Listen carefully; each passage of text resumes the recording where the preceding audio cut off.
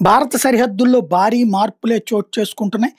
అందులో ఏదైతే 120 వంతెనలు కావచ్చు, రోడ్లు కావచ్చు, సొరంగ మార్గాలు కావచ్చు, ఏర్పాటు చేసి తాజాగా రాజ్‌నాథ్ సింగ్ ఇనాగరేషన్ కూడా చేశారు. ఒకప్పుడు చైనా సరిహద్దులలో మనం కన్‌స్ట్రక్షన్ చేసేవాళ్ళం కాదు. మనం చేయడం ప్రారంభించగానే చైనా ఏదో ఒక గొడవ చేస్తుంది. వెంటనే మనం ఏంటని అడుగుతాం. మీరు అయి ఆపేయండి అంటది, మనం ఆపేస్తాం. అదే సమయంలో ఆడు మాత్రం కన్‌స్ట్రక్షన్ చేసుకుంటూ వచ్చాడు. గత 50 ఏళ్ల నుంచి జరిగినటువంటిది అది. మోడీ వచ్చిన తర్వాత మొహమాటం లేకుండా మీది మీరు కట్టుకుంటాం, ఇప్పుడు మాది మేము కట్టుకుంటామని తేల్చి చెప్పారు. కన్‌స్ట్రక్షన్ జరుగుతూనే ఉంది. తాజాగా 920 మీటర్ల షియోక్ టన్నెల్ లడఖ్‌లో అత్యంత ఎత్తైనటువంటి ప్రదేశంలో టన్నెల్ అది. అంటే సొరంగం అనమాట. పూర్తి చేశారు. ఆల్ వెదర్‌లో పనిచేసేటటువంటి విధంగా. ఇక పైన ప్రాబ్లమ్ లేకుండా మిలిటరీ మూవ్ అవ్వడానికి తగినటువంటి ఏర్పాట్లు చేసుకొచ్చారు. అవలాంచీస్ వచ్చిన అంటే మంచు తుఫాన్‌లొచ్చినా, భూకంపాలొచ్చినా గూడా తట్టుకునేటటువంటి విధంలో నిర్మాణం చేసుకొచ్చారు.